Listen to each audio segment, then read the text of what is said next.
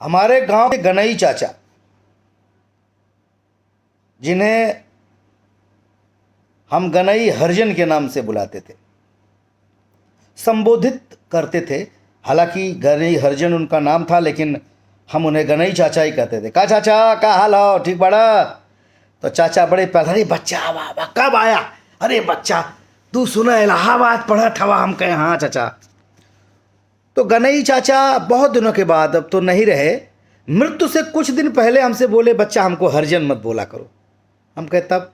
मतलब संबोधन, हम तो उनको हरिजन भी कभी नहीं बोले, हम गनई चाचा ही बोलते थे। लेकिन बात जब उठी तो उन्होंने कहा, बच्चा हमका चमार बोला चली, लेकिन हमके हरिजन मत बोला।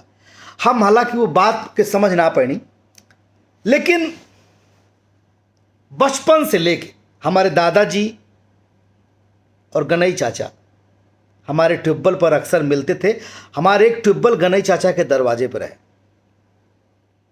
गनई चाचा को उनकी बस्ती के लोग साहब कहते थे। थोड़ी जानकारी या पढ़े लिखे कम थे, लेकिन थोड़े ज़्यादा अकल थी उनमें। एक दिन हम गनई चाचा के घर पे बैठे थे और ट्यूबवेल हमारा चल रहा था।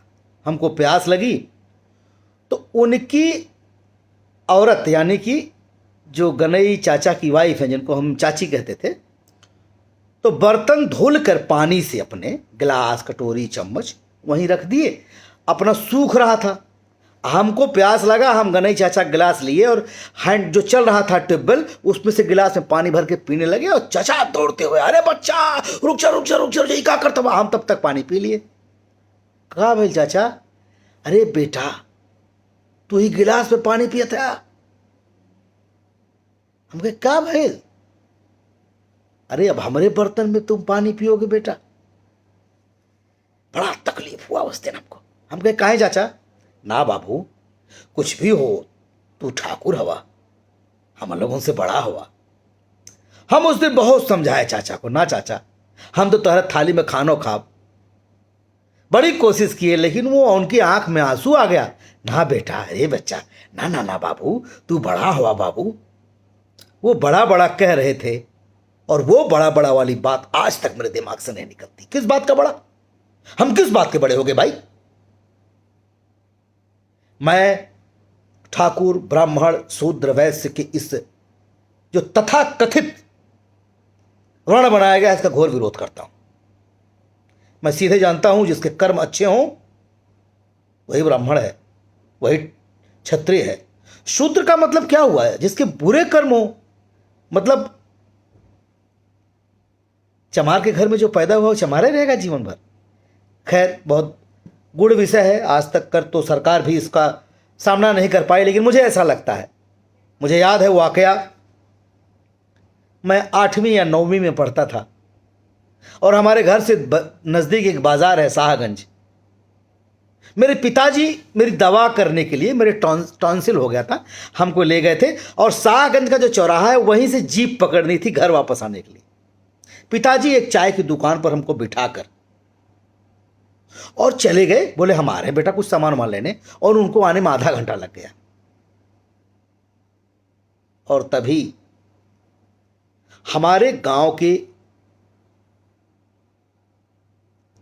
वही हमारे गनई चाचा बाजार गए थे शाहगंज।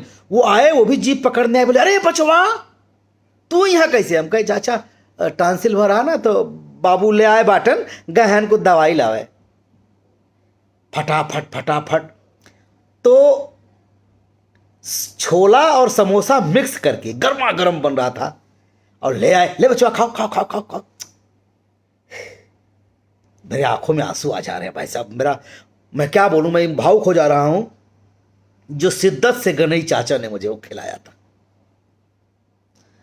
आज भी जब मैं अपने गांव जाता हूं, दलित बस्ती में जाता हूं, तो मैं सबके घर बैठता हूं और डंके की चोप से सबके बर्तन में भी खाना भी खा लेता हूं, पानी भी पी लेता हूं, जिसको मुझे जो कहना हो वो कहे।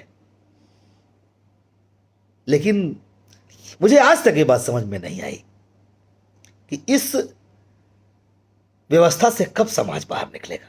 चांद तक पहुंच गए हम, बड़ी बड़ी बातें करते हैं। इस गंदी कुरीतियों को दूर करिए।